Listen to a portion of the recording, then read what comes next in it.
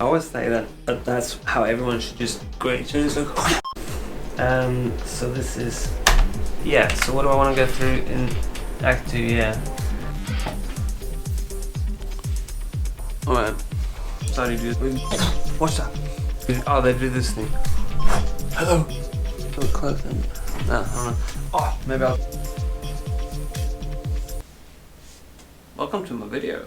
So I figured that's a fun thing. I would go over some of the project files for my latest releases and just sort of walk through the different elements of that. Yeah, what we're gonna do is we're gonna jump straight into the B section of the song, and not because A section is boring, but because I skipped having an A section. I guess there's an intro, but there's not really an A section, so I just went straight to B section because I don't know. That's just what I did. But let's jump right in. Let's just jump right into it. For the B section is basically where the magic starts to happen. So we can start off with les drums. Les drums. Les drums. They start basically. So this was my original kick.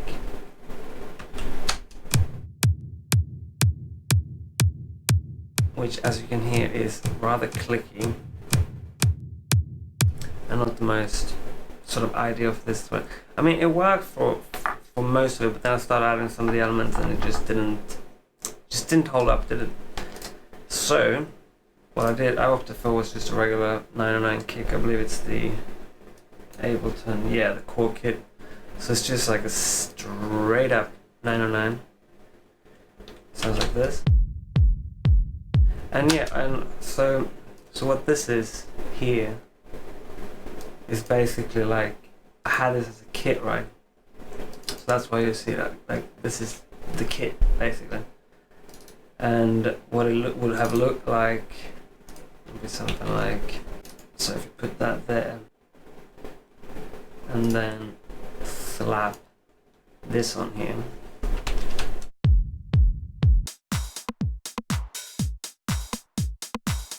So there you go, your kit. And then what you just do is you can go in and choose, like based on what you see here, which of the channels they are actually using, and then you can just go extract chain, and bam, you get that sort of sample with its sampler, its triggers, macros, everything. If you've done automation and shit, it comes along with it. And then you got your MIDI separated from the other ones. And then in here, you no longer have, because that thing doesn't exist anymore, it's just taken out of the drum rack. So yeah, that's basically that. So the kick is just a regular fucking, yeah, this kit. I got one of these fucking roller mouse, and it just, sometimes it just gets, well, trippy. Yeah, so it's just a 909 kick.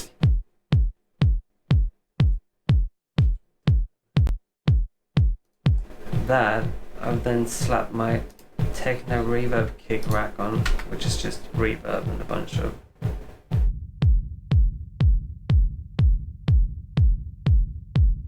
it's just reverb and EQ basically. It gives it that.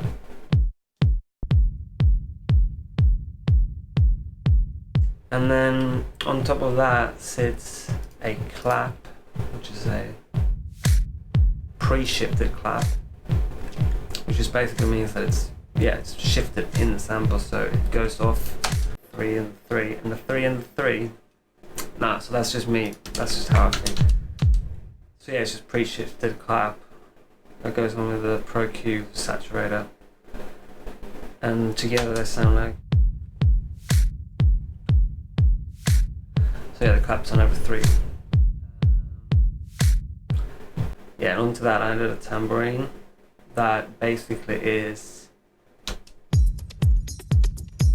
tambourine loop, and then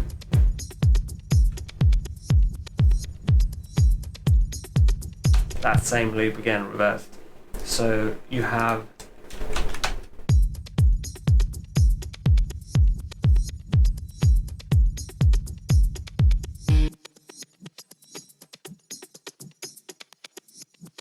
like so. And then later on here, you get it with the delay as well, so it's like. And then from there, I added a hi-hat, which basically sounds like a ride, this one.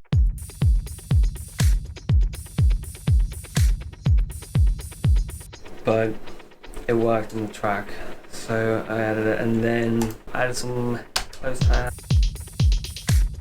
And the fun part about these is that this first bit here has got the sample pitched down 12 semitones from its other counterpart, and like basically here, yeah, the regular one, which is just 2 semitones down, sounds like this.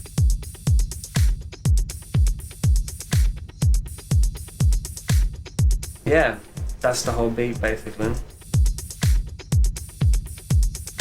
And then what you have with the kick is then a sub that goes just to fill in the low end. That just basically sits. It's my own sub. I've made an operator patch, just EQ at the top, I guess. Yeah, and the very low, so I roll off the 10-bit just to get, because it goes pretty low, I believe. Yeah, it's a fucking D0. So just removing a bit of that rumble at the very, very, very low end. And then, yeah, the sub that just is modeled after the kick, so that when the kick hits, the kick in turn has an LFO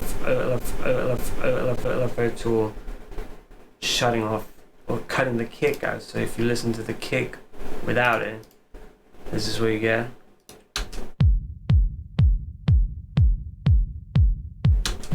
And then I shorten it with the LFO tool to make it fit with the sub basically, and then it's a bit shorter like this. Without it. So it just kind of tightens up that kick, and then in turn then the sub sits with its unique LFO tool that basically shuts off a little bit later even, because you just got to play that by ear basically. And then in my mid stuff up here I got my Sin, which is just some serum patch going through the API 550 and an R bass. And I got compression and distortion rack in between that is just sort of beefing it up, just like everything else. And I go through a parallel compression and distortion as well, just to basically fill up that low mid, upper mid sort of section, and then leave room for the sample on top of that, which is the next element. It sounds a bit like this.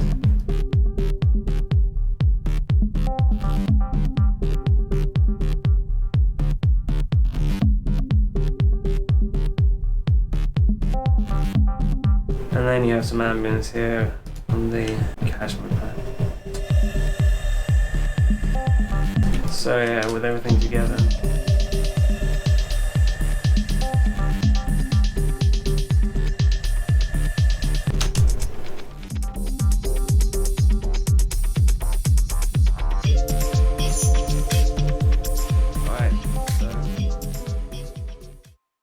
So what gets added to the element here is, first of all, this vibraphone sample that just gives the song a different direction, laid on top of the original sample.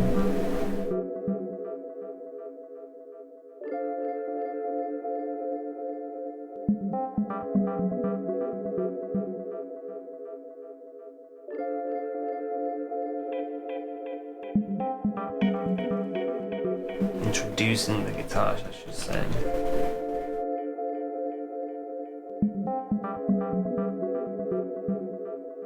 And then through that, we get as well to the drums. We now also get this high pack. The high pack! It's really just, that one's quite kind of interesting because it's got some pack sample. Yeah, it's just a high pack sample. But what it does is got this corpus. So here you got the original sample.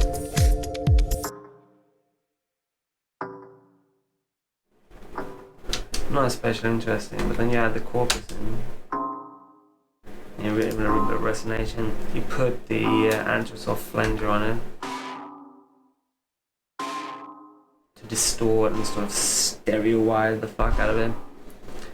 an EQ to get rid of that, a bit of the harshness in the top end and the mids, and yeah, delay that.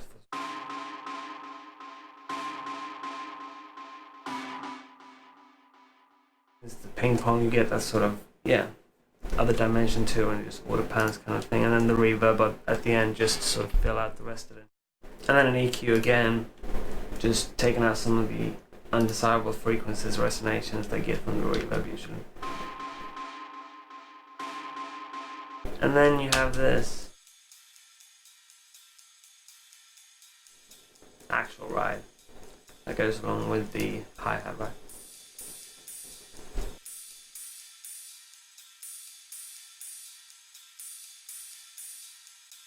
And then the infamous voice sample. I recorded myself, so it's just basically me talking shit. Sleepless but dreaming. Just like into the mic. And then I've just pitched it down with the Complex Pro, and then just fucked around with the formants and the envelope to get that sort of sleepless but you can guess. Sleepless but dreaming in headlights we're screaming. Our Vastly souls different are for as saving and our minds forever craving. The passions. So that's always fun to play around with and just see what you get, kind of a thing. And then I just got like a basic vocal chain with gate, EQ, just sort of taking out all the harshness and the shit from the warping. And that just basically takes out all the harshness and the shit of the warping. And then a compressor at the end to sort of beef it up. Sleepless but dreaming in headlights we're screaming. And then you get that big thing. And then you got the filter delay to sort of stereo widen it. Just put it at a 10 millisecond so that this side is basically delayed more than the other, and then you get a sense of stereo in them. Sleepless but dreaming in headlights we're screaming. Our souls not for saving in our minds. And then just a reverb on the end of that. Sleepless but dreaming in headlights we're screaming. Our souls not for saving in our minds forever craving. The passions of the unknown states of our time. In life as we quiet as the night is slow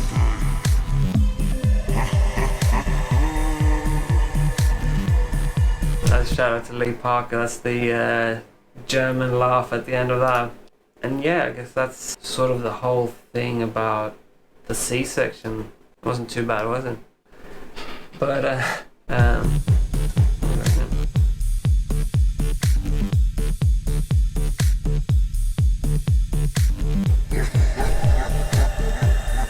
you get the laugh again.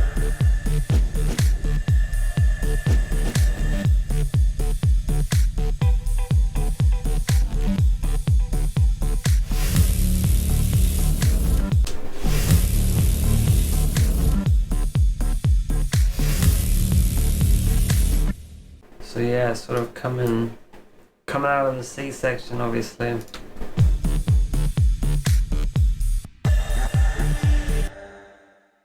A bunch of these ambiances, and then fucking warm one. Just an EQ8 smashing the OTT into a reverb, bit of EQing, a lot of gain.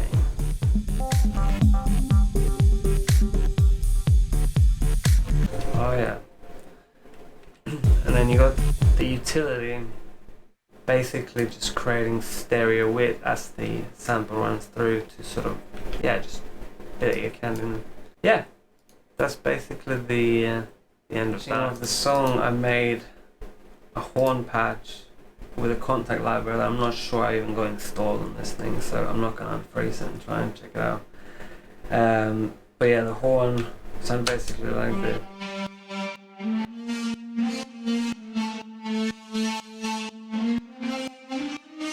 So it sounds a bit like that.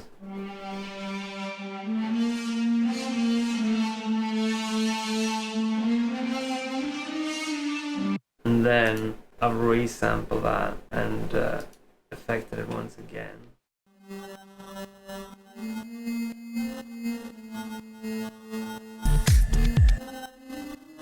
Yeah, you got some auto pan, and then that's just that. And And then I took that down, resampled it again. Yeah, I did like a reverse reverb thing, which is something I picked up from Mr. Bill. So go check his channel out because he's got like loads of tutorials. But basically what it is, you just resample it down to audio, and then what you do is you just reverse it, and then you run it through a reverb, record it down to this channel, and then you flip it back again, but then you have the resonation or the reverberation of the signal reversed, so it sort of creates this kind of tension that you can hear.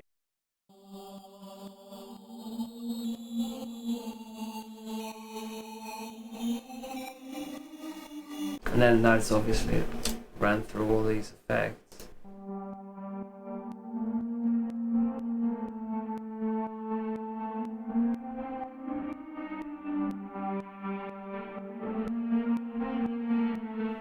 Creates this like sort of mystical vibe or whatever.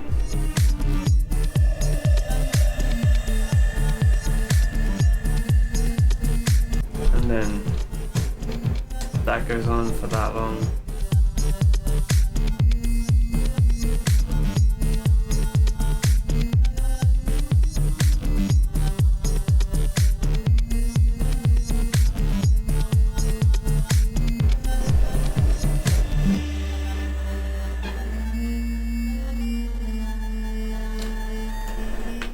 At the end here, there's a bit of some automation sort of rounding off the tune.